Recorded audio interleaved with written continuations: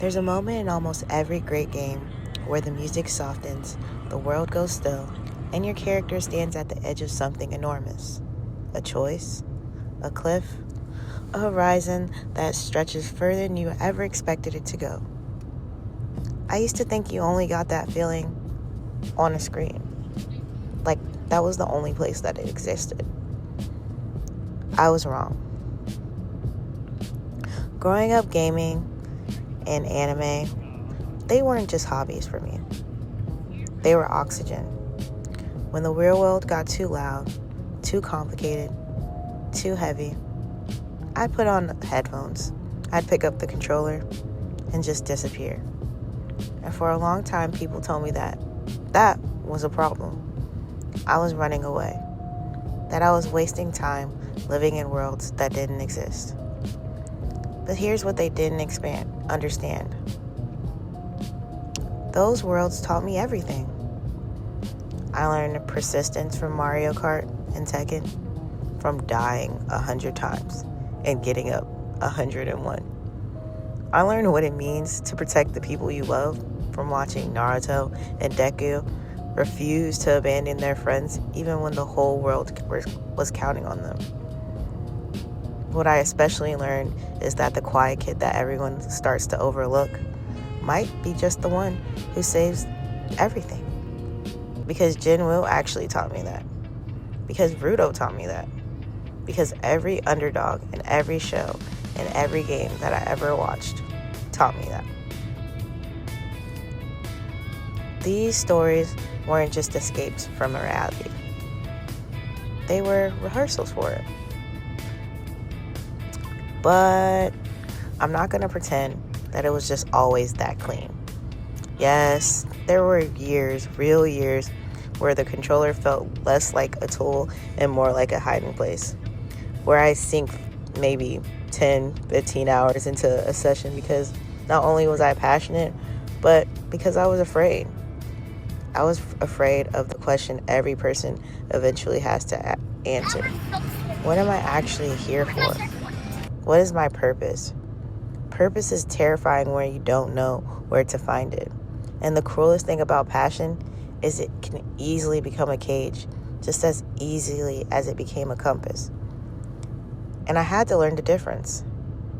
It happened that way, and most importance do happen that way. Quietly, then all at once. I was replaying Persona 5 for the third time, and there's this moment where Morgana says something that hit me differently than it ever had before.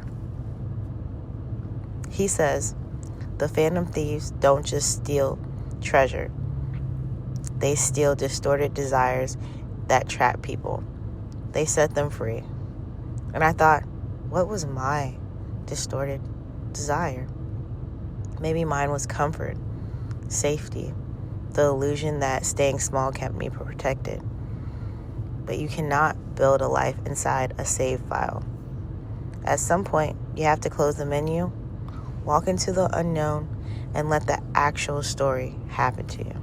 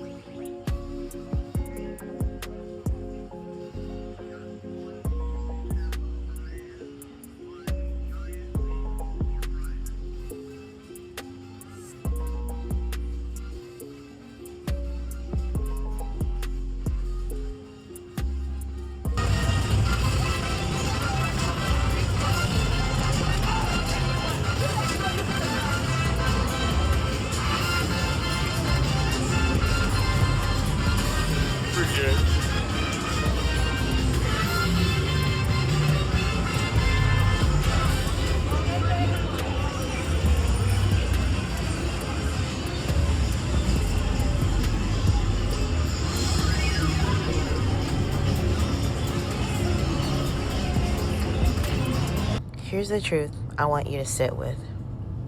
Your passions are not the enemy of your purpose. They are clues to it. They're the reason that you cry at the end of an arc. It isn't just because of weakness. It's because those stories are pointing at something real inside of you. The reason you're staying up until 3 a.m. finishing a game isn't laziness. It's because something in you recognizes the devotion when you see it. The question isn't whether gaming or anime matters, or if they ever mattered. They do. They always did. The question is, what are they trying to tell you about yourself?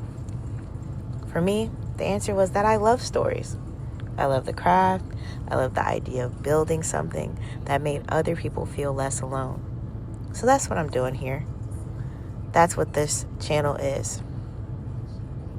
If you are someone who's ever been told that your passions were pointless, I made this for you. If you're someone who's looking for the thing that makes the world make sense, I made this for you. We're all in the middle of our own story, but the fact that you're still here, still searching, still feeling things deeply enough to care, that's not a flaw. That's the whole point. Welcome to the save point. Let's figure this out together.